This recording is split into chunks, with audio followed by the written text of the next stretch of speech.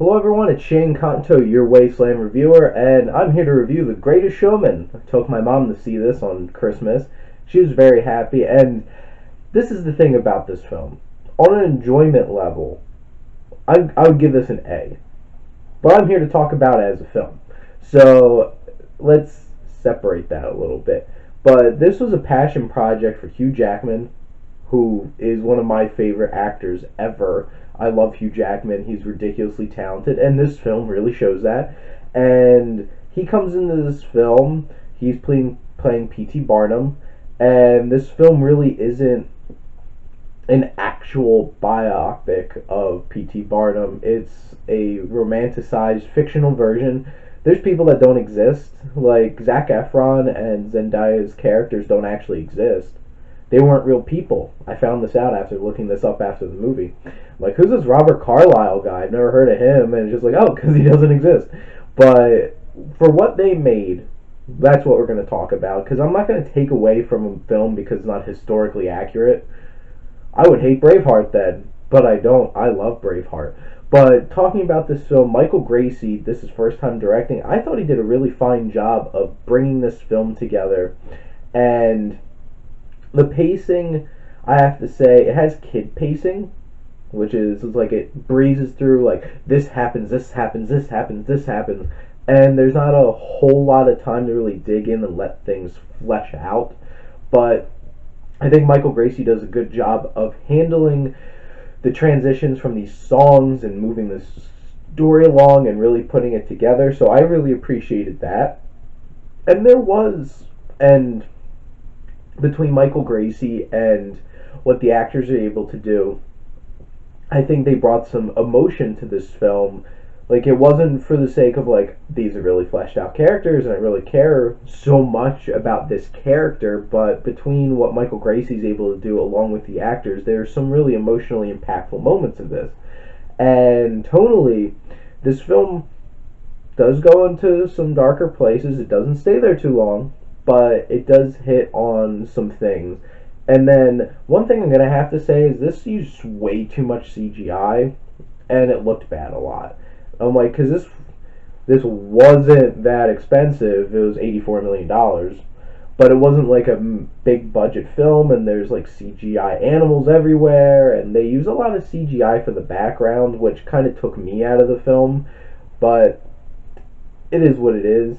And then you have cinematographer Seamus McGarvey. This is a really well shot film, and especially during the actual singing and dancing moments, I think the camera work was fantastic.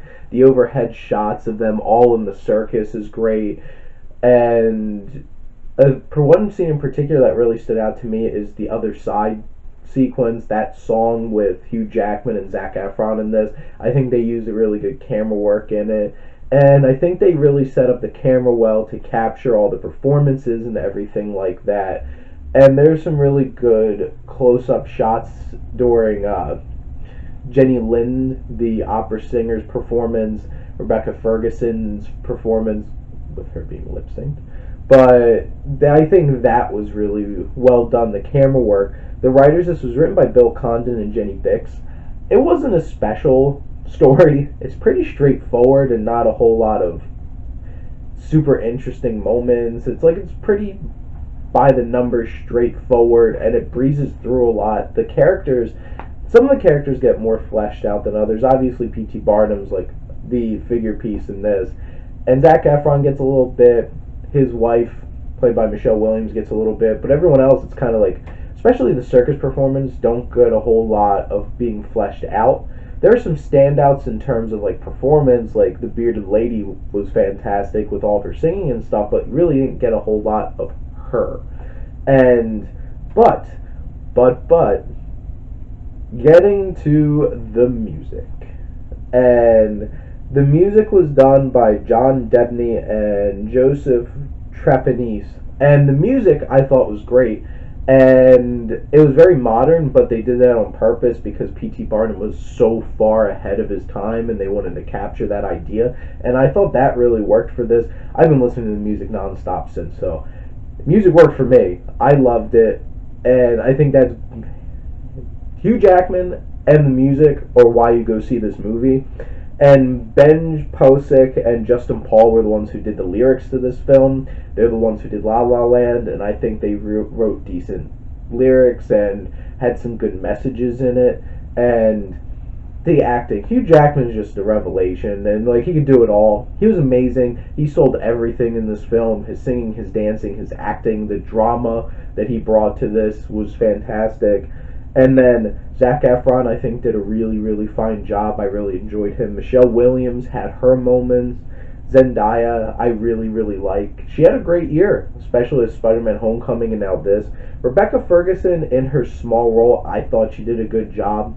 I know she didn't do the singing, and I heard some people complaining that her lip syncing was distracting in like a very emotional scene. I didn't think so. I think she really sold it. And then Keela Settle, you're amazing.